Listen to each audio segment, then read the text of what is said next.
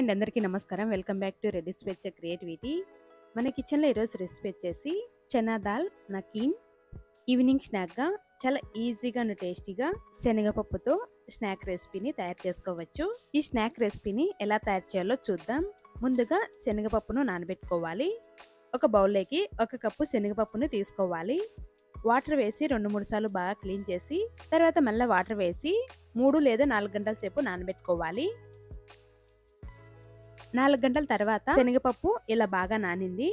తర్వాత ఈ వాటర్ అన్ని వంపేసి వాటర్ వేసి మళ్ళీ 2-3 సార్లు బాగా క్లీన్ చేసుకొని వాటర్ అన్ని వంపేసి ఒక పొడి క్లాత్ మీద వేసుకోవాలి. క్లాత్ మీద పప్పునంతా వేసుకున్నాక ఫ్యాన్ కింద ఆరబెట్టాలి. ఫ్యాన్ గాలికి టైం పడుతుంది అనుకుంటే పొడి క్లాత్ తోనే నీటుగా పొడి పొడిగా చేసుకోవాలి.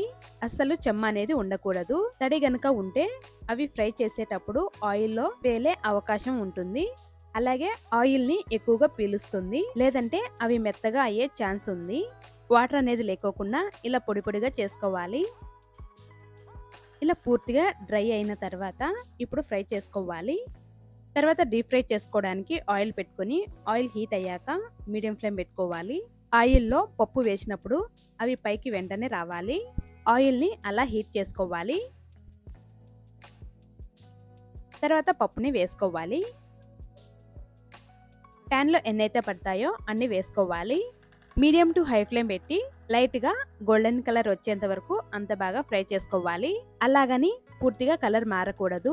సరిగా వేగకుండా బయటికి తీసినా కూడా అవి మెత్తగా వస్తాయి. మధ్య మధ్యలో ఫ్రై చేయాలి. అవి వేగాయని అర్థం ఏమిటంటే ఇవి ఆయిల్ బబుల్స్ వస్తున్నాయి కదా, ఆ బబుల్స్ తగ్గిపోతాయి. అప్పుడే కరెక్ట్ గా వేగినట్టు. ఒకటి తీసుకొని ఈ పప్పును చెక్ చేసుకోవచ్చు. తినేటప్పుడు మెత్తగా ఉంటే కొద్దిసేపు ఫ్రై చేస్తే సరిపోతుంది.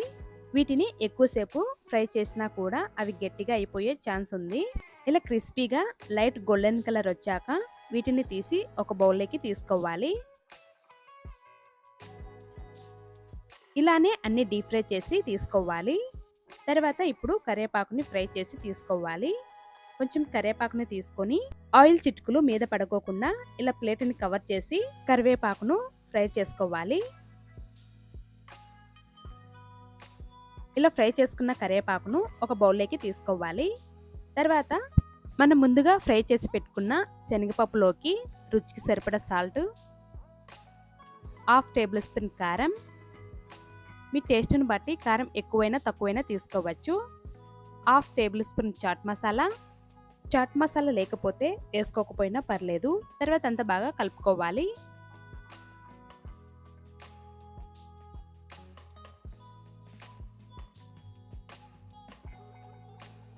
ఇలా అంతా బాగా కలుపుకున్నాక మనం ముందుగా ఫ్రై చేసి పెట్టుకున్న కరివేపాకుని వేసుకొని అంత బాగా కలుపుకోవాలి.